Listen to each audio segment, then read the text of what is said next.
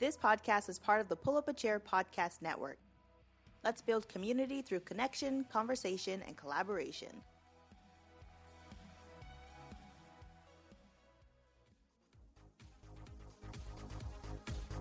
I never wanna get used to the sound you whispering in my ear.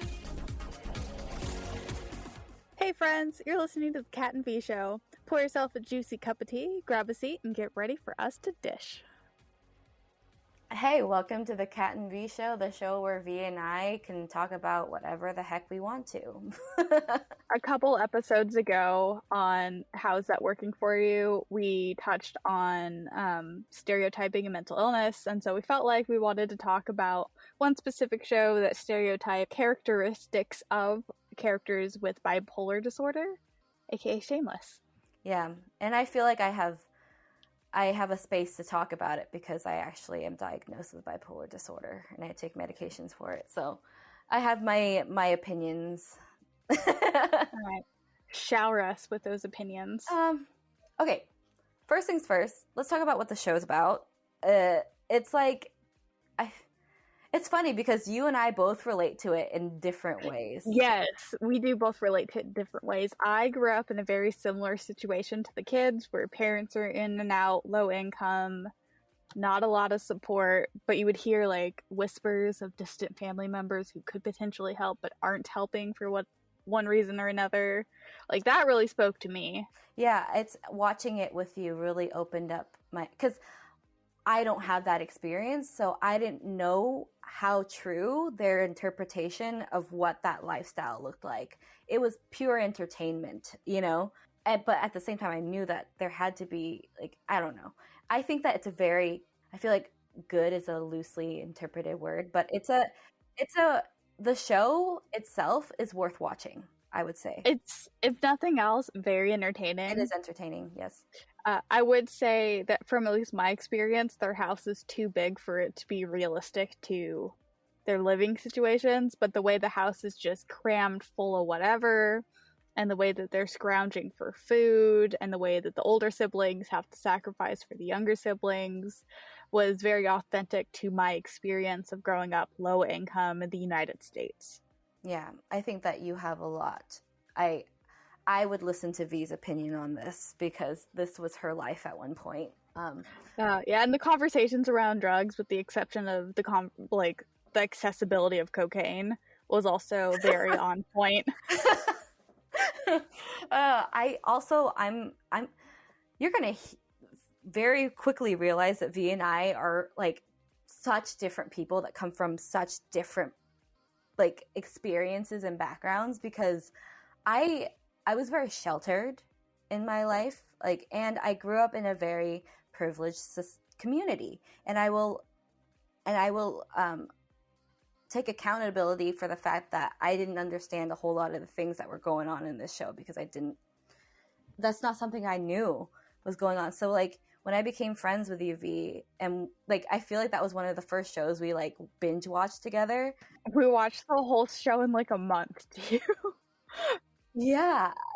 One thing that I found super interesting, though, was your thoughts on the two different representations of bipolar disorder, the one that the mom had and the one that the, brother had in the show. Yeah.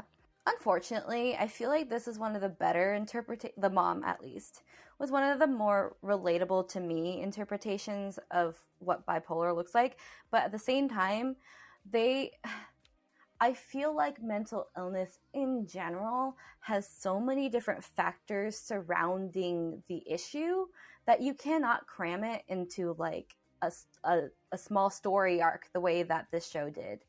I don't know. They were on a lot of episodes. They had a lot of screen time. They had some time to work it out. It wasn't an hour-long movie. Yeah, but like what I'm trying to say is the arc it needed to be longer. Like that. Okay. Because the arc, the mom was in very few episodes, to be honest. Like, oh yeah, yeah, and she like popped in and out of the life, which I don't know. Your mom had bipolar. Was that what she did? Pop in and out that way? Yeah, she'd pop in and out. She always had something going on, or she was avoiding something. Those were like the two modes that I remember. But I only lived with my mother when I was a child. As I got older, I saw her less and less. So that could be my weird rose tinted glasses of her. Yeah. Anyway, what I'm trying to say is like they didn't give the mom nearly enough of a story to really cover the bipolar aspect of her person, or not personality, but her character. So there were instances where I remember it only was one episode really that highlighted this.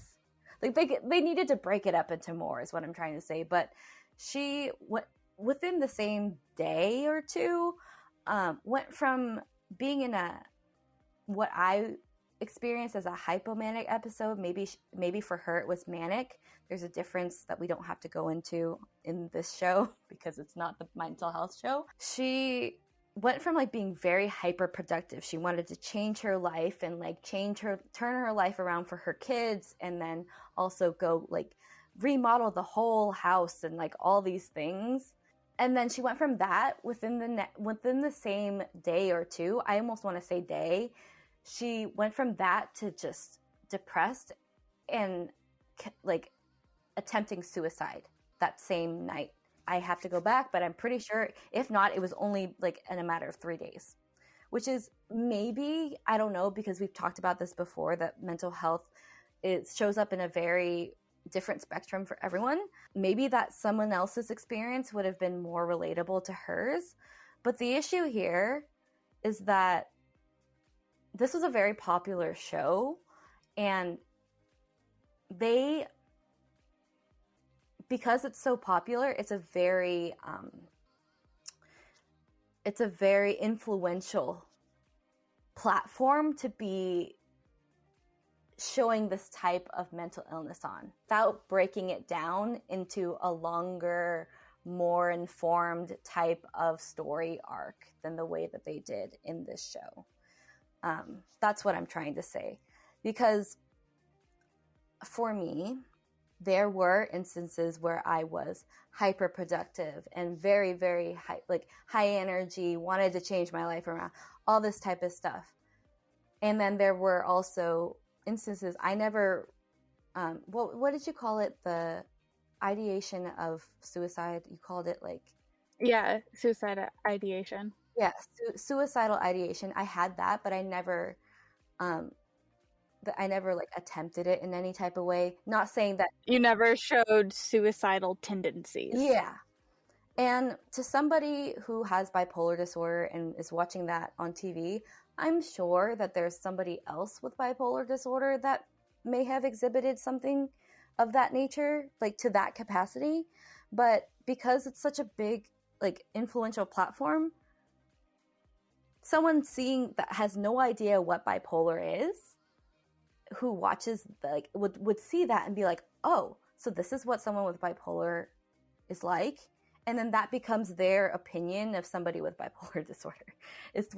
So I just wish that they had spent a little more time to really develop this character in a way and humanize the character, because she was very much demonized as the evil mother that was never there for her children.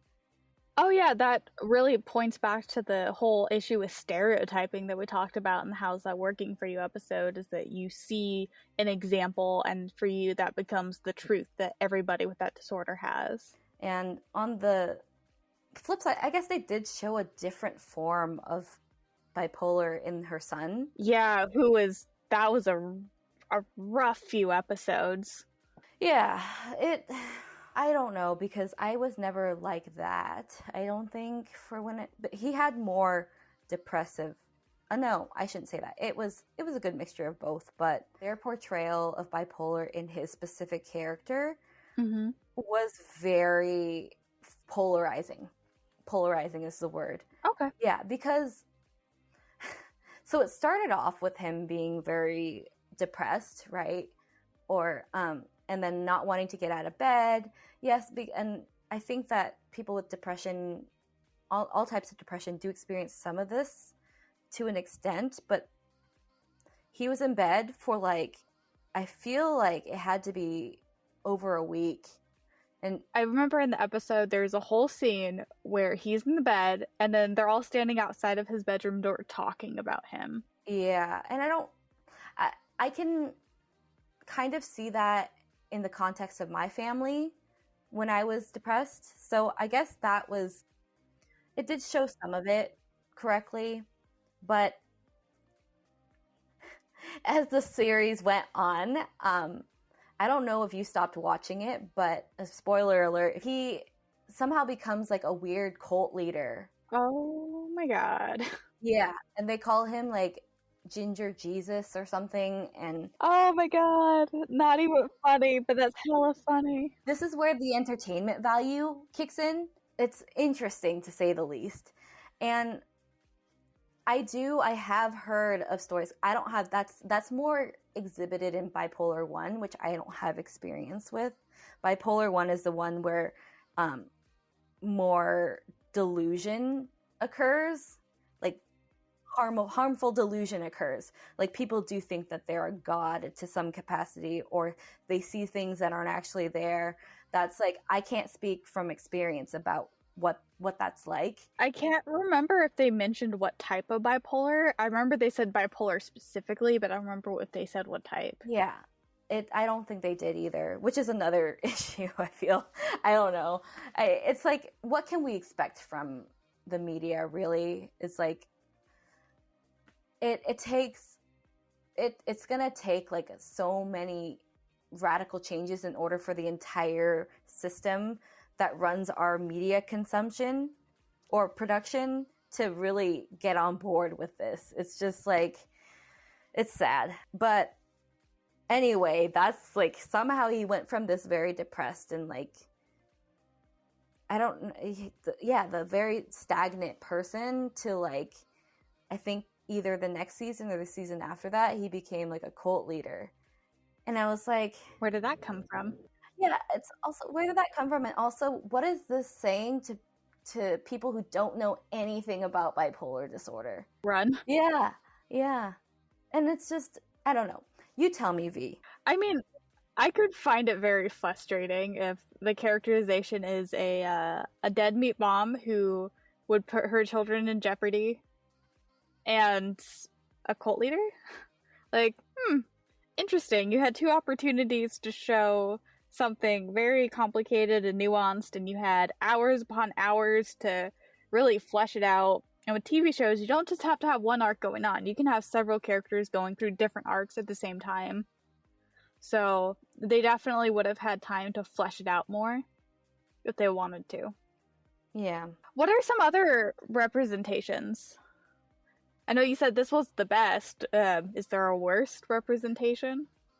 Can't think of any off the top of my head. Who else was a character with bipolar disorder? I know that Silver Linings or something. I forgot what it is. It's Jennifer Lawrence in it, isn't it? I don't know. That particular portrayal of bipolar disorder confused me because I didn't relate to it to very much at all, like to any type of capacity at all. It was weird. That one was also weird. I think that the reason why Shameless did a little bit of a better job was because they detailed it very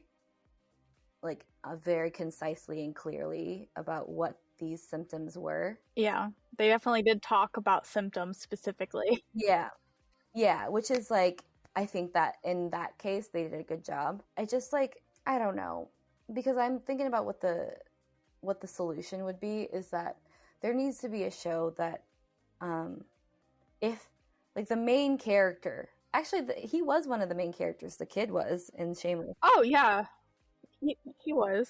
Yeah, there needs to be more of that story. They can, I don't know. It's hard to say because I'm not in that industry, but I don't know. They did an all right job to an extent. It's just concerning to me because to somebody who doesn't have any understanding of bipolar disorder, it is kind of jarring to see. Whereas like, you tell me, V, am I, as I am right now, anything like those people? Absolutely not. You come off as somebody a little disorganized, but I would say That's fair.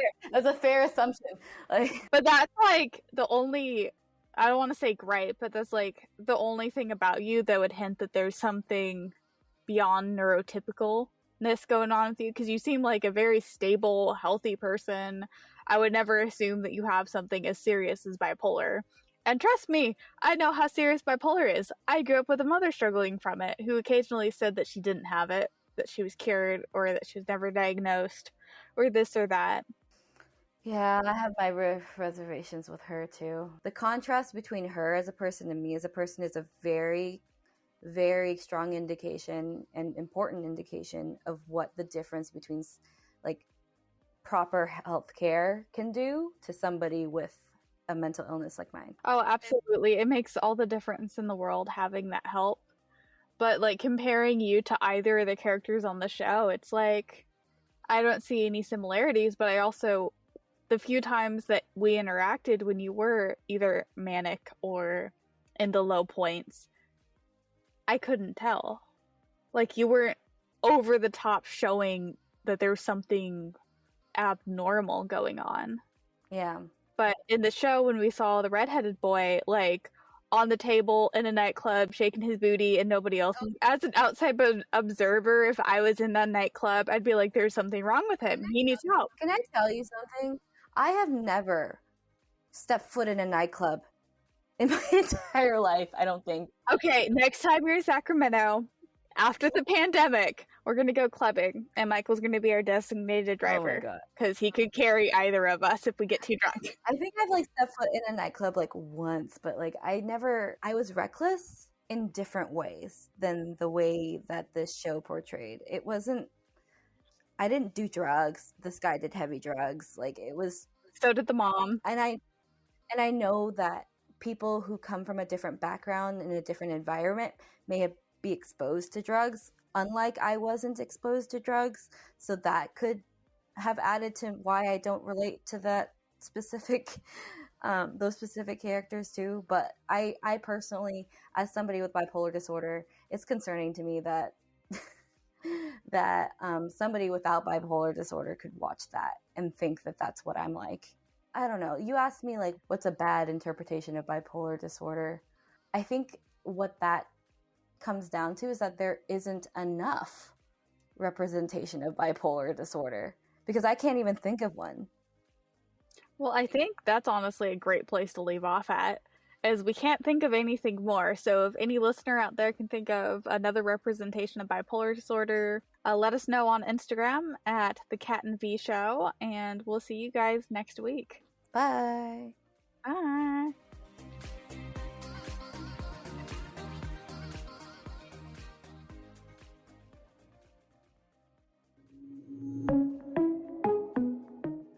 Want to help support the Pull Up a Chair podcast network? Donations keep this show and others in our lineup going. All donations are tax deductible. Links with more information can be found in the description of this podcast.